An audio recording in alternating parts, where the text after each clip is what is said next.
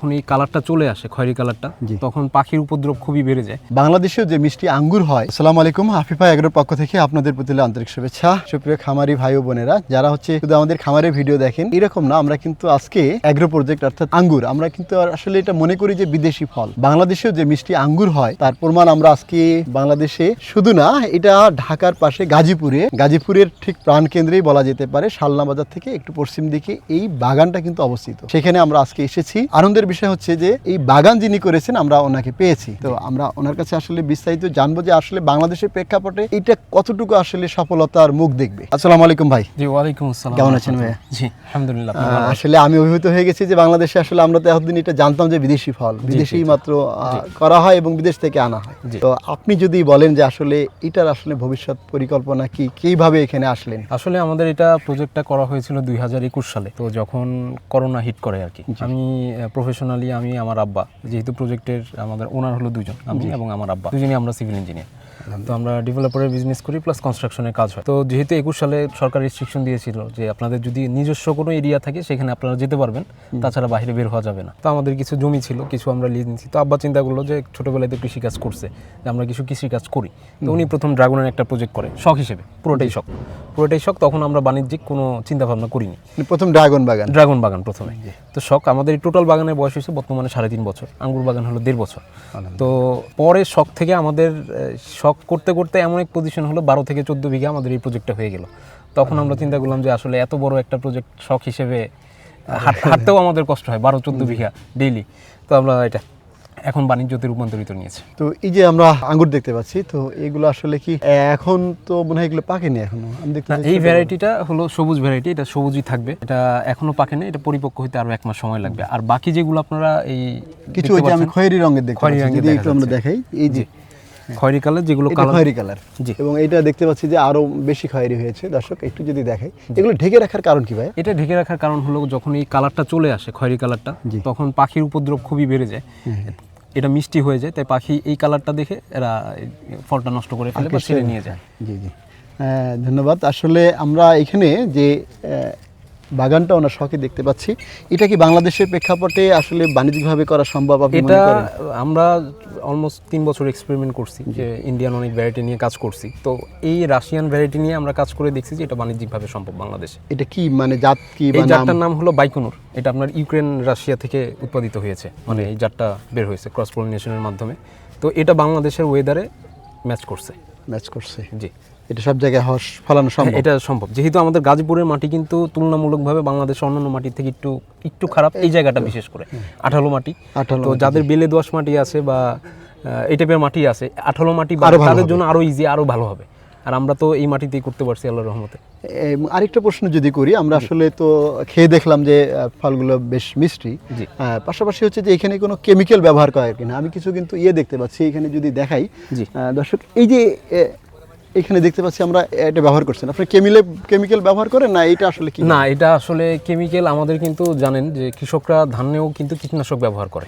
তা আমরা চাচ্ছি যে আমাদের ফার্মটা, আমরা ড্রাগন, পেঁপে, আঙ্গুর, প্যাশন ফ্রুট, কাঁঠাল, এই আঙ্গুর সবগুলো যাতে আমরা যতদূর সম্ভব কেমিক্যাল না ব্যবহার করি। তো এর জন্য আমরা এখানে ফেরোমন ফাঁদ দিয়েছি। এখানে পোকাটা ঢোকার পর এগুলো বের হতে পারে না, তখন এখানে মারা যায়। এর ফলে আমাদের কি হয়, তারা আমাদের ফল নষ্ট করতে পারে না, আর এর ফলে আমাদের কোনো কীটনাশক প্রয়োগ করতে হয় না। শুধু এই পদ্ধতিতেই আমরা অর্গানিকভাবে উৎপাদন করতে পারছি।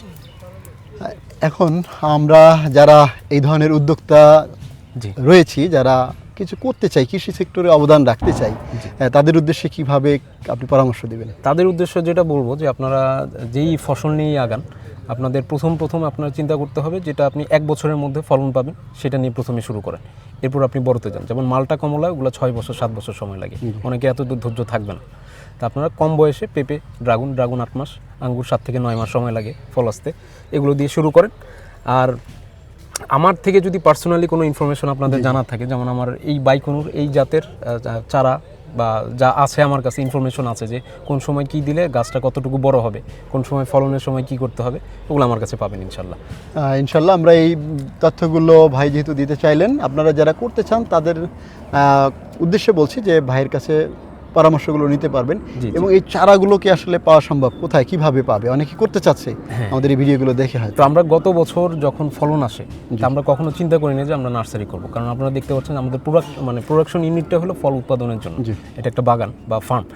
তো আমরা নার্সারি করার কখনো প্ল্যান ছিল না, বাট গত বছর যারা আমাদের কাঁঠাল এবং আঙ্গুরের প্রোডাকশন দেখছে তারা অনেক রিকোয়েস্ট করে গেছে যে আমাদেরকে চারা দিতে হবে। তো এই বছর আমরা কিছু প্রোডাকশন করছি, আমাদের কাছে ইন টোটাল বর্তমানে 2000 চারা অ্যাভেলেবল আছে এই আঙ্গুরের, এই বাইকুনুর আঙ্গুরের, খয়েরি কালারের আঙ্গুরের, মিষ্টি আঙ্গুরের। তো আমাদের কাছ থেকে সরাসরি বাগান থেকে পেয়ে যাবেন ইনশাল্লাহ।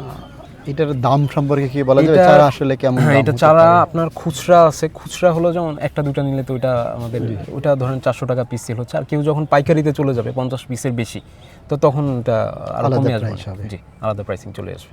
জি।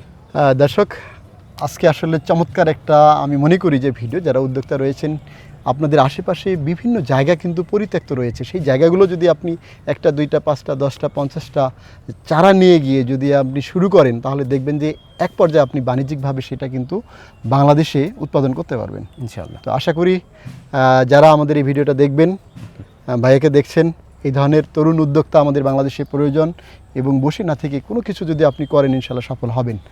আশা করি আপনার সফলতা আমাদের জন্য এবং বাংলাদেশের জন্য সমৃদ্ধি বয়ে আনবে। ভালো থাকবেন, সুস্থ থাকবেন, আল্লাহ হাফেজ। আসসালামু আলাইকুম। ওয়ালাইকুম আসসালাম। ভাই, কোথা থেকে আসছেন? আসছিলাম ভাই মাস্টারবাড়ি থেকে। মাস্টারবাড়ি থেকে। কি আঙ্গুর বাগান দেখতে আসছেন না কিনতে আসছেন? আসলে বাগান দেখারও ইচ্ছা ছিল, প্লাস যেহেতু এত ফরমালিন মুক্ত ভালো জিনিস তো নিয়েও যাই ভাবলাম। তাই না? কতটুকু নিচ্ছেন? নিচ্ছি 2 কেজি। 2 কেজি, আলহামদুলিল্লাহ। দাম কত করে? দাম পড়ছে ভাইয়া প্রতি কেজি 500 টাকা। 500 টাকা কেজি। তো এটা তো একদম অর্গানিক, নির্ভেজাল, ফরমালিন মুক্ত। জি জি। খেয়েছেন কি? হ্যাঁ, খেয়ে দেখেছি। টেস্ট কেমন? টেস্ট ভালোই, মিষ্টি, বিদেশি ফলের মতোই প্রায়। আলহামদুলিল্লাহ। দর্শক, আমরা আসলে একজন গ্রাহকের এখানে সাক্ষাৎকার নিলাম, উনি মাস্টার বাড়ি থেকে এসেছেন। এরকম প্রতিনিয়ত দেখেন আরও কিন্তু অনেক ক্রেতা বা দর্শনার্থী রয়েছে এখানে, অনেকজন কিন্তু দেখেন, কেউ দেখতে আসছে, কেউ আঙ্গুর কিনতে আসছে।